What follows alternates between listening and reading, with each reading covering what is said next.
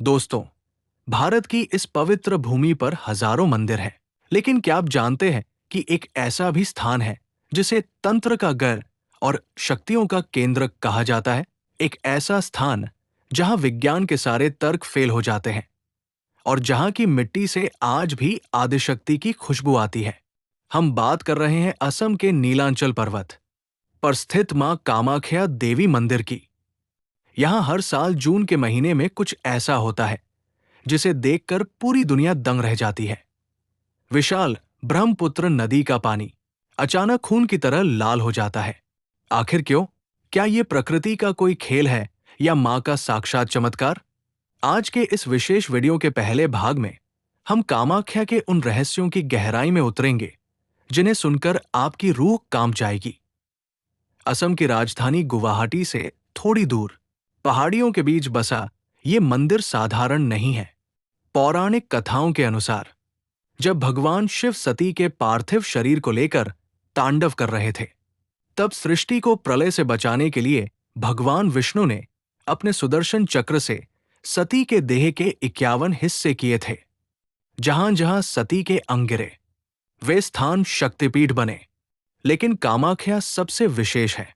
यहां माता की योनि, गर्भ गिरी थी, इसीलिए इसे कामगिरी या कामाख्या कहा गया। यहाँ की सबसे बड़ी विशेषता यह है कि यहाँ माता की कोई पत्थर की मूर्ति नहीं है। गर्भगृह के अंदर एक प्राकृतिक गुफा है, जहाँ एक पत्थर की शिला है जिससे निरंतर पानी का स्रोत बहता रहता है। इसी शिला को माता का स्वरूप मानकर पूजा जाता है। जून का महीना आते ही कामाख्या में सन्नाटा पसर जाता है, लेकिन ये सन्नाटा भक्ति से भरा होता है। इसे अंबुबाची कहा जाता है। माना जाता है कि इन 3 दिनों में मां कामाख्या रजस्वला मेंस्ट्रुएटिंग होती है। इन 3 दिनों के लिए मंदिर के दरवाजे आम जनता और यहां तक कि पुजारियों के लिए भी बंद कर दिए जाते हैं।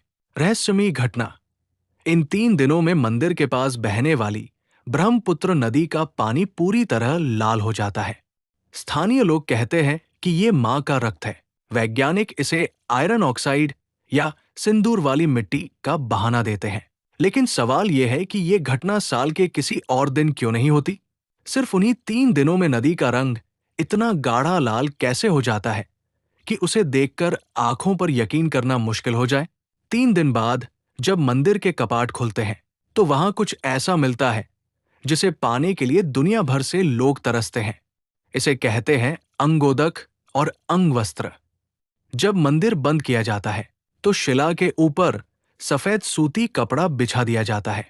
3 दिन बाद जब मंदिर खुलता है, तो वो सफेद कपड़ा पूरी तरह लाल हो चुका होता है।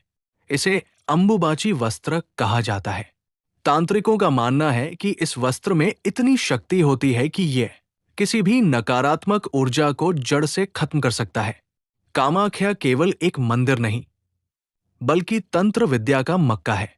यहाँ के अघोरी साधु और तांत्रिक अपनी गुप्त सिद्धियों के लिए जाने जाते हैं।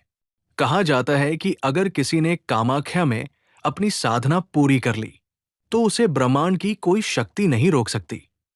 यहाँ आधी रात को होने वाली गुप्त पूजाएं और मंत्रों का जाप इस पूरे पर्वत को एक अलग ही ऊर्जा से भर देता है। कई लोग तो यहाँ तक दावा करते हैं कि यहाँ काला जादू, ब्लैक मैजिक की काट भी की जाती है और उसे लगाया भी जा सकता है। लेकिन दोस्तों, कहानी अभी खत्म नहीं हुई है। कामाख्या के इतिहास में एक ऐसा भी दौर आया था जब इस मंदिर को पूरी तरह तबाह करने की कोशिश की गई थी। और वो कौन सा खौफनाक श्राप है जिसके डर से आज भी असम के बड़े बड़े राजा और नेता इस मंदिर की छत की तरफ देखने की हिम्मत नहीं करते। इन सभी डरावने और रोमांचक रहस्यों को हम जानेंगे, लेकिन अब हम उस इतिहास की ओर बढ़ेंगे जिसे इतिहास की किताबों में दबा दिया गया। वो विनाशकारी आक्रमण जिसने मंदिर को हिलाकर रख दिया, और वो श्राप जो आज भी काम कर रहा है। चलिए जानते हैं कामाख्या का वो सच जिसे बहुत कम लोग जानते हैं। 16वीं शताब्दी में कामाख्या मंदिर ने अपना सबसे बुरा समय देखा। काला पहाड़ नाम के एक सेनापति ने, जो अपनी क्रूरता के लिए मशहूर था, इस मंदिर पर हमला बोला। उसने मंदिर की भव्य मूर्तियों को तोड़ दिया और मुख्य ढांचे को भारी नुकसान पहुंचाया। उसकी मंशा इस शक्तिपीठ के अस्तित्व को मिटाने की थी। लेकिन इतिहास गवाह है, वो मुख्य शिला, माता का प्रतीक, को खरोंच तक नहीं मार सका। बाद में कोच बिहार के महाराजा नरनारायण और उनके भाई चिलराय ने इस मंदिर का पुनर्निर्माण करवाया, जिसे आज हम देखते हैं। क्या आप जानते हैं कि गुवाहाटी और कोच बिहार के राजपरिवार के लोग आज भी इस मंदिर के शिखर को नहीं देखते? इसके पीछे एक बेहद डरावनी कहानी है। कहा जाता है कि जब मंदिर दोबारा बना तो राजा नरनारायण ने मां के दर्शन की जिद की। देवी ने मना किया, लेकिन राजा नहीं माने। गुस्से में मां कामाख्या ने श्राप दिया कि उस वंश का जो भी व्यक्ति मंदिर के शिखर को देखेगा, उसका विनाश हो जाएगा। आज भी परंपरा यह है कि जब राजपरिवार का कोई सदस्य वहां से गुजरता है, तो वो अपनी आंखों पर पट्टी बांध लेता है या ऊपर नहीं देखता। ये महज अंधविश्वास नहीं, बल्कि एक डर है जो सदियों से चला आ रहा है। जब आधुनिक विज्ञान ने इस मंदिर के रहस्यों को सुलझाने की कोशिश की, तो कई थ्योरीज सामने आई। वैज्ञानिकों ने कहा कि ब्रह्मपुत्र का पानी लाल इसलिए होता है क्योंकि पहाड़ों में सिंदूर, सिनबार की खदानें हैं। लेकिन इस बात का कोई जवाब नहीं मिल पाया कि ये खदानें साल के बाकी 362 दिन पानी को लाल क्यों नहीं करती। क्यों ठीक उसी तारीख पर उसी नक्षत्र में पानी का रंग बदलता है और वो लाल कपड़ा, अंबुबाची वस्त्र, प्रयोगशाला में भी अपनी दिव्यता साबित कर चुका है। यहां आकर तर्क खत्म हो जाते हैं और श्रद्धा जीत जाती है। कामाख्या में बलि देना एक प्राचीन परंपरा है, लेकिन इसके नियम बहुत सख्त है। यहां कभी भी मादा, फीमेल पशु की बलि नहीं दी जाती। चाहे वो बकरी हो या कोई और जानवर, हमेशा नर पशु की ही बलि होती है। ये नियम इसलिए है क्योंकि मां कामाख्या स्वयं स्त्री शक्ति का प्रतीक है और उनके दरबार में नारी जाति का अपमान या वध महापाप माना जाता है।